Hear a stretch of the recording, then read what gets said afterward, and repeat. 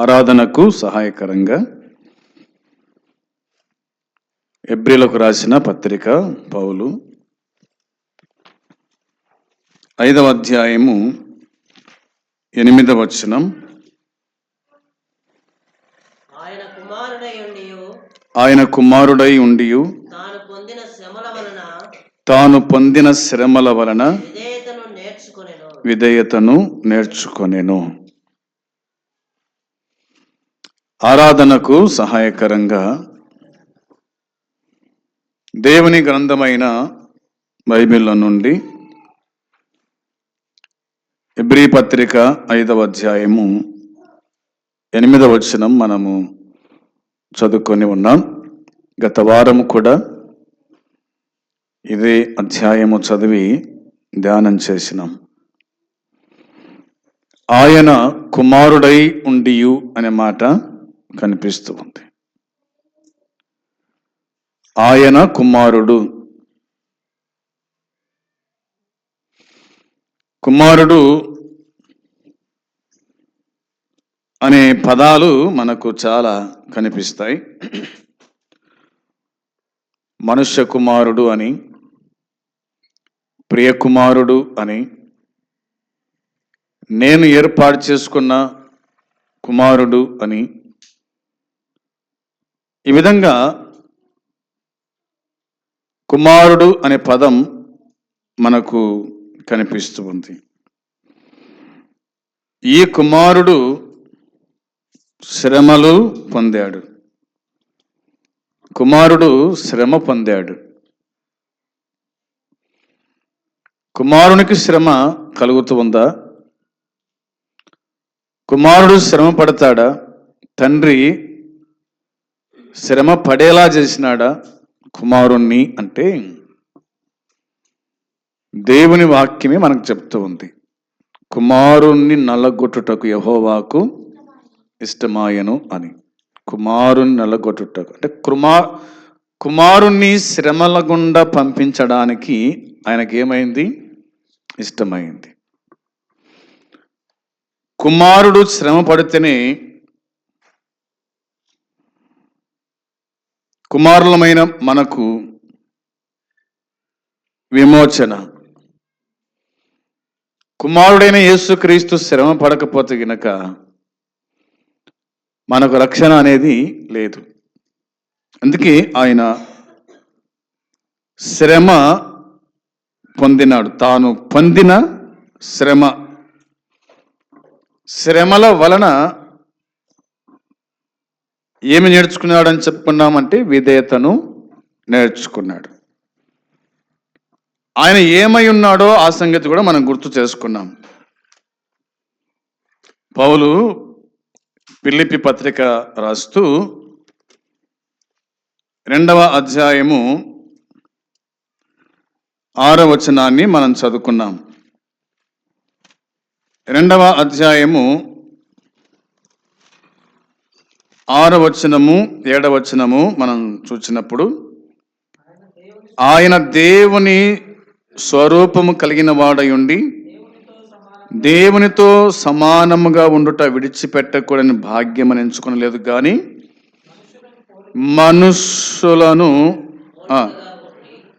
మనుష్యుల పోలికగా పుట్టాడు, దాసుని స్వరూపము ధరించుకున్నాడు, రిక్తునిగా చేసుకున్నాడు. ఈ వచనములో 7వ వచనములో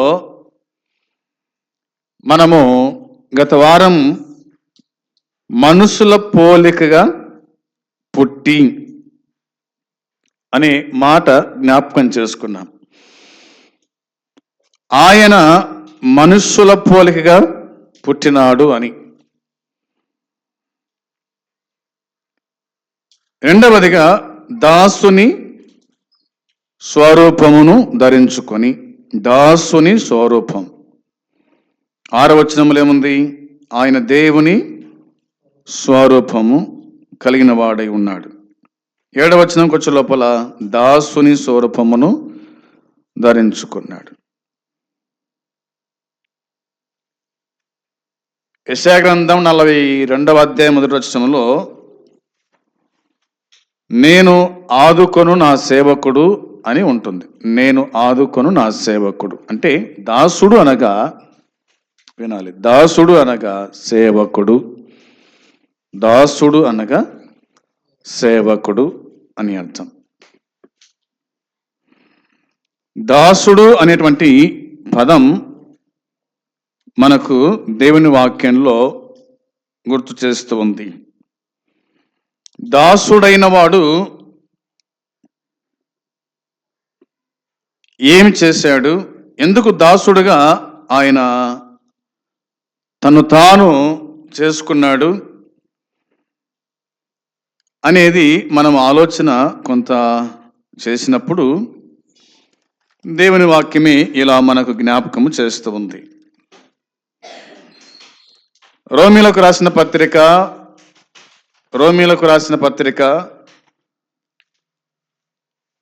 15వ అధ్యాయము 8వ వచనములో, 15వ అధ్యాయం 8వ వచనములో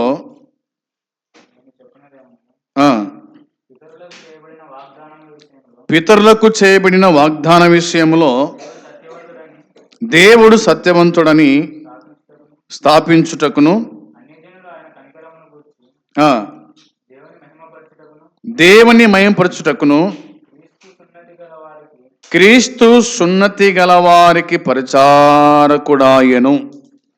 చాలు, క్రీస్తు సున్నతి గల వారికి పరిచారకుడాయను. పరిచారకుడు అనే మాట, దాసుడు అనగా పరిచారకుడు.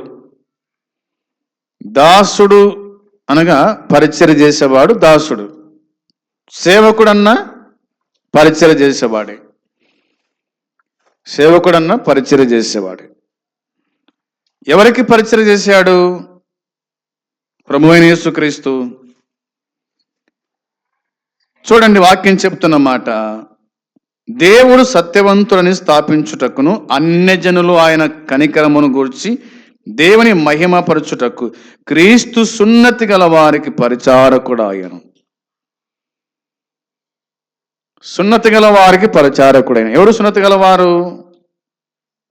యూదులు సున్నతి గలవారు, అబ్రహాము సంతానము సున్నతి గలవారు కాబట్టి వారికి పరిచారకుడైనాడు. కానీ వారే ఆయనను త్రోసివేశారు, వారే ఆయనను చంపజూశారు, వారే ఆయనను చంపారు. క్రీస్తు సున్నతి గల వారికి పరిచారకుడాయను అని దేవుని వాక్యం చెబుతుంది. ఇంకా మనం ఆలోచన చేసినప్పుడు లూకాసు వార్త 22:27లో, లూకాసు వార్త 22వ అధ్యాయము 27వ వచనాన్ని మనము గమనించినప్పుడు దేవుని వాక్యం మనకి ఇలాగా జ్ఞాపకం చేస్తుంది. చదవండి. గొప్పవాడెవడు? భోజన పంక్తిని కూర్చుండువాడా, పరిచర్య చేయువాడా? పంక్తిని కూర్చుండువాడే కదా. అయినను నేను మీ మధ్య పరిచర్య చేయువాని వలె ఉన్నాను అన్నాడు. నేను మీ మధ్య పరిచర్య చేయువాని వలె ఉన్నాను అని యేసుక్రీస్తు ప్రభు తెలియజేశాడు. పరిచర్య చేయువాని వలె ఉన్నాను. ఆయన పరిచర్య చేసేవాడు, అలాగ కనిపించాడు. ఇంకా మనము ఆలోచన చేసినప్పుడు ఆయన పరిచర్య చేయువాడాయను అనే మాట కనిపిస్తుంది. సంఘ నాయకులుగా ఎంపికైన వారి గురించి, వారి యొక్క సేవ విధానం గురించి మనం చూస్తాం. తిమోతికి రాసిన పత్రికలో మనం చూస్తాం. సరే, ఆయన పరిచర్య చేయవాడు ఆయను, దాసుడు పరిచర్య చేయవాడు అయినాడు, సేవకుడు పరిచర్య చేయవాడు అయినాడు అనేది కొంత మనకు అర్థమైంది. ఇక మత్తయి సువార్తకు వచ్చేస్తే కనుక మత్తయి సువార్త 15వ అధ్యాయము 24వ వచనంలో ఆయన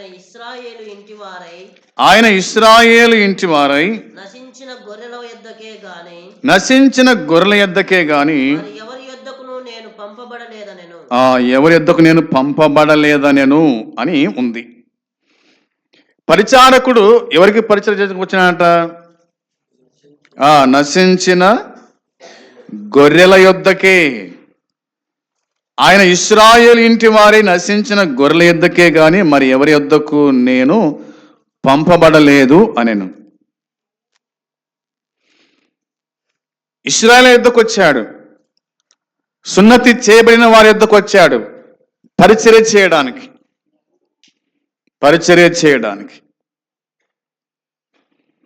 వారి యొద్దకే దేవుడు నన్ను పంపాడు, నేను వచ్చాను అని ఈ మాట గుర్తు చేస్తూ ఉంది. ఇదే మత్తయి సువార్తలోని మనం చూస్తాం 28లో 20వ అధ్యాయం 28 వచనాన్ని మనం చూసినప్పుడు, అలాగే మనుష్య కుమారుడు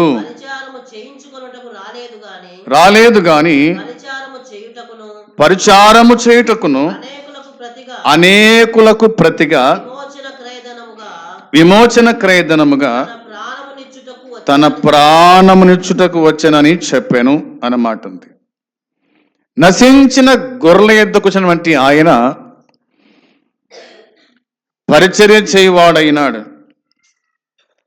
మనుష్య కుమారుడు దేవుని కుమారుడు. ఆయన దేవుని కుమారుడుగా పిలువబడ్డాడు, ఆయన మనుష్య కుమారునిగా పిలువబడ్డాడు. మనుష్య కుమారునిగా మనుషులకు ఆయన పరిచర్య చేశాడు. మనుషుల కోసమై ఆయన తన ప్రాణాన్ని అర్పించాడు, బలి చేశాడంటగా దేవుని వాక్యం చెబుతూ ఉంది. కాబట్టి అనేకులకు ప్రతిగా విమోచన క్రయధనముగా తన ప్రాణమునిచ్చుటకు ఆయన మనుష్య కుమారునిగా ఈ భూమి మీదకి వచ్చినాడు. మనుష్య కుమారునిగా ఈ భూమి మీదకి వచ్చాడు అనేది దేవుని వాక్యం మనకు గుర్తు చేస్తూ ఉంది. దీనిని ఇలాగా యోహాను భక్తుడు ఇలాగ రాశాడు. యోహాను సువార్త 13వ అధ్యాయము